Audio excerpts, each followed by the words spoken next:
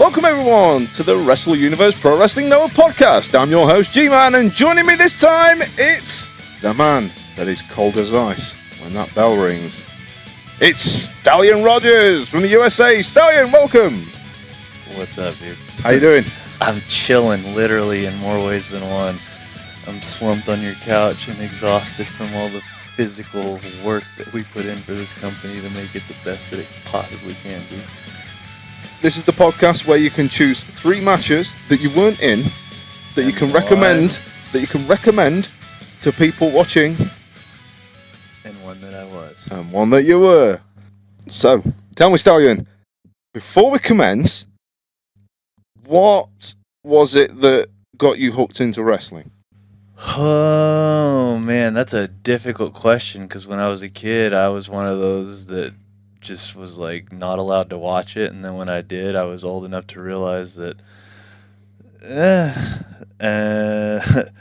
how to put it nicely, it wasn't for me at that age. But once I realized I was a little ADHD turd burglar that just needed attention and realized these people were walking out through a curtain to 1,000 people in an audience, millions watching at home to their own music and lights and the attention they were getting, I was like, wow, I need to have that. Plus the outlet for getting to hurt other people instead of having to do things that are criminal and just disgusting in real life. I get to do it in a controlled setting. Sporting events, brother. Is that what they call it? That's what I'm calling it. Some call it shoplifting, don't they? Oh, man, I shoplift people's faces with my fist. And speaking of which, we get onto our first match. So, who shoplifts whose face in your first of 3 of your favourite matches you can watch on Wrestle Universe? Man, I'm trying to I don't want to rank the order that I'm putting. No, that's fine. That's fine. I know it's fine. Let me do my job here, brother. No. And let me do mine. Yeah. So, honestly, I'd say my first match that people should go out of their way and watch is Muta's retirement match versus Shinsuke Nakamura. Cool, blimey. It's just everything that match did for this company, let alone for Muta's career as the staple fucking endpoint. Watch your mouth. Yeah. It's literally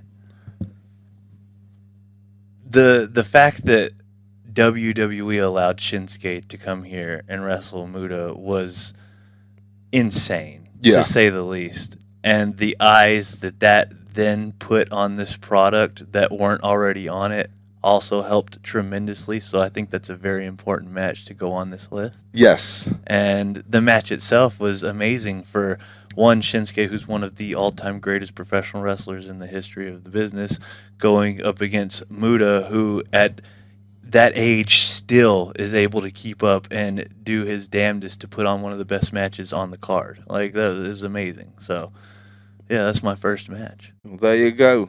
Shinsuke Nakamura versus Great Muta from New Year's Day, January 1st in Old Money, 2023. Go back in the archives and watch it. And I do want to just come back and touch on that match. As Muta was walking up the ramp after that defeat from Shinsuke, Shinsuke gets on the mic and he says, "Goodbye, my idol." Yeah. And everyone just went, It was intense. Everybody was crying. And they walked to the curtain together, which was also cool. Yes. I broke my toe doing jiu-jitsu with Shinsuke. Good lad. Good lad. Everyone's got a war story, haven't they? Yeah. Everyone's got a war story. Tell me more about that broken. No. Why not?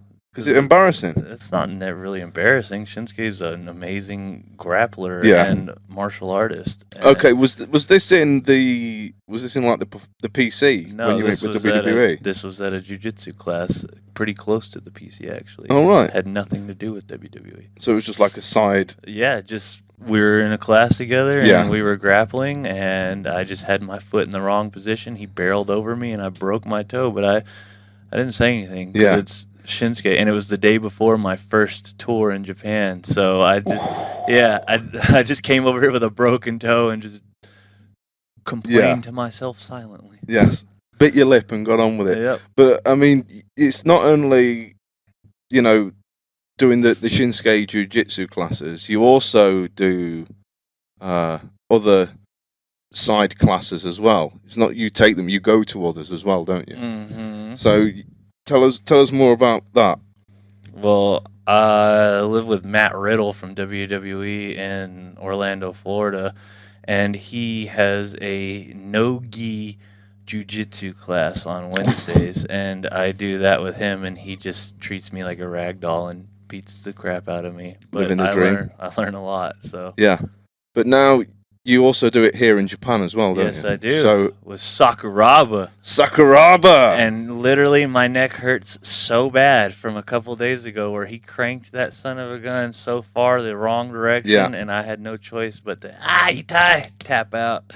So just for reference, for the listeners listening, Kazushi Sakuraba, who is Kazushi Sakuraba? He's the Gracie Hunter. He's the dude that took them all down and literally could not be stopped. Destroyed Renzo Gracie's arm, broke that son of a gun with the Kimura lock. Yeah, he's one of the all-time greatest jiu-jitsu practitioners of this modern day and age. Even at his age now, he just can't be stopped. We're in class and we're just watching him barrel. It doesn't matter if you can bench press 500,000 pounds or you can run 1,000,000 miles. He's gonna tap you out. Yeah, it's crazy. We're gonna go on to our second match that you have chosen from the Wrestle Universe archive that you can recommend people to watch. Stallion Rogers, who have you got? From The Great Voyage, the year 2000, December 23rd. I'm really conflicted between the semi and the main because the semi, we had Misawa versus Vader, which is just an all-time great match of fighting spirit against an American brute. And you really get to see Japanese style flourish in that matchup and see the heart that these men have for professional wrestling when they're doing battle with baka gaijins. But and if it was not that one, then it would be the main event of Kenta Kobashi versus Jun Akiyama, which is just two pillars of professional wrestling in general, not just Japanese professional wrestling, but in general, the entire world go at it in what's an all-time great match. It's literally just go out of your way, watch the whole show. Yeah. So, for users of Wrestle Universe, how would one find such event? You just type in the year and then it comes up with all the... I went to the archives and just scrolled all the way to the bottom and just clicked the first video that was uploaded. Really? That was that one, yeah. Wow. So was that from the first ever Pro Wrestling Noah show? I think it was the third. I don't know how many events they had, but I know it's the first one they have uploaded, but then the two after. So the first one they have uploaded is December 23rd, 2000. And then the next upload is August 5th, 2000, and then August 6th, 2000. So I don't know if they have shows in between August and December, or because I think that's when they were just starting. Yeah. So it might have been like a 4-month delay there. Yeah. Yeah. There's a lot of things missing from Wrestle Universe that they need to get on the ball and add on that son of a gun, because there's a lot of great content out there that people need to watch that's just lost on the internet. For all time, but hopefully not forever. Yeah, absolutely. Yes, definitely. So this is now your second tour in Japan. Yeah. So far, how does the second tour compare to the first? The first tour was... It's hard to explain. Like, for example, when I got signed to WWE, there was nothing about me that ever changed. I was myself the entire time when everybody was walking on eggshells and afraid for their lives and just worried about what to say, what not to say. And I never felt that, like, in my life. Yeah. Until I came to my first tour of Japan with Noah, where I felt like the entire time I was here for 2 months, I was walking on eggshells and didn't know right from wrong and just didn't feel like myself. Yeah. And it was a difficult thing mentally for me. But this time, is the complete opposite, where I feel much more comfortable. I feel you're more relaxed. Exactly. And you've done the loop before. Exactly. Now you're doing the loop again. Now you know what you're expecting. Exactly. I know exactly what to expect this time. Yeah. Last time was a lot of grueling hard work, but necessary hard work. Yeah. This time, I'm ready for I was ready last time, but this time I'm beyond ready and capable and looking forward to it, as a matter of fact, regardless of how sore and tired and beat up I feel all the time. I know it's for the betterment of not only myself, but the company. Yeah. Which I'm all about. You're in this business to make the business as a whole better, not to make yourself better. Yeah. So, last but not least of the ones that you weren't in, so what is your third... Big Shu Taniguchi versus Fujita from November 2nd, 2019. And if you can't find it on Wrestle Universe, it's on YouTube as well. It is a slobber knocker, brother. A slobber knocker. They literally just beat the piss out of each other. And it's Japanese strong style to a T, if I do say so myself. Is it King's Road top to bottom? It's top to bottom, brother. Yeah. Oh, man. I'm guessing that there was a few moments where Taniguchi will probably get dropped on his head. Oh, it was definitely a few moments of cringe in terms of how are they going to keep going? Can they keep going? And they keep going. Oh, but Fujita, he's a beast, isn't he? To say the least, he's a beast. Yeah. Yeah, he's something else. He's a monster.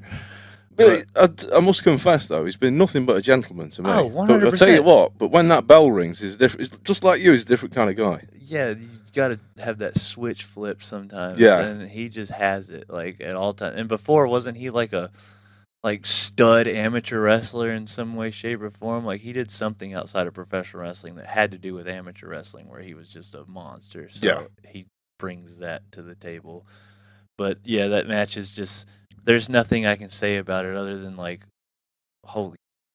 It was intense. So I think people should definitely go out of their way to check that one out. Yeah, so Kazuyuki Fujita versus Shuhei Taniguchi from? 11/2/2019. I don't remember the name of the show, but it's. And now, finally, Stallion, you get to choose your favorite match that you were in that people can watch on Wrestle Universe. So, what match have you chosen? Well, for me, it was an easy choice because it's the match that pretty much got me to stay in Noah. It was the first match I had. Me versus Anthony Greene at Fuji, July 5th or July 8th of last year, 2022. Yeah. We weren't supposed to be on the card. We weren't supposed to debut until the Nagoya show or Osaka or Budokan. Yeah. Yeah, Nippon Budokan. That's where we were supposed to debut, but something happened where the card got rearranged and they needed another match, so they just threw me and Anthony on the day before, letting us know, like, hey, like, sorry you don't get to go out and do the things you need to do to prepare yourselves aesthetically, but we need you to wrestle on this show. Yeah. And was it the day that you landed? It's like the day you got off the plane, got through customs and at the airport and everything. Then was that, and then we've got a show tonight. It was the and next we need day. some. It was the next day. Yeah. But they told us that night. Yeah. Like, hey, like, we know you're supposed to wrestle in like 5 days. Yeah. But we need you tomorrow. Yeah. And we're like, well, that's why we're here. And sure enough, we went out there, and we were only supposed to be here for 2 weeks. Yeah. Like, the stay was 2 weeks. Just come show yourselves, have fun in Japan, get out. Yeah. But we apparently did so well that immediately after we finished our match, they asked us, can you please stay for 2 months? Like, we'll extend your stay. Yeah. And we were like, yeah, we would be stupid to say no. Yeah. And then sure enough, we did well that tour, and we got brought back, and here I am for 7 freaking months from May until December, and I'm loving every second of it, brother. You're getting less for ram raiding, aren't you, brother? Yeah. Oh, yeah. It's cool. Yeah. Most people would be like, oh, I miss home. I want to go back to America. And I think those people are lame because this is the best place in the world, and I don't want to be anywhere else. I love it here. Well, you can't spend all the time on my couch, can you? Oh, God. Right, finally, for the listeners listening and the watchers watching, where can they find Stallion Rogers? How can they get in touch? How can they Stallion Rogers their life? I'd rather they didn't. No. Okie dokie. No. Just Google. Don't Google him. Don't look for him. The only place you can look for Stallion Rogers is on Wrestle Universe. Is that right? Sure, that works for me. Yeah? Yeah. There you go. Stallion Rogers doesn't want you to follow him on social media. Stallion Rogers would prefer you to follow him, either watching Wrestle Universe or Abimer. Is that right? Absolutely. There you go, folks. Thank you for listening to this podcast. I've been G-Man. He's been Stallion Rogers. And we'll see you next time, Grapple fans, for more Pro Wrestling Noah Wrestle Universe Podcast. XOXO. 登って掴んで越えてその先の自分と会いたいだけ心にしま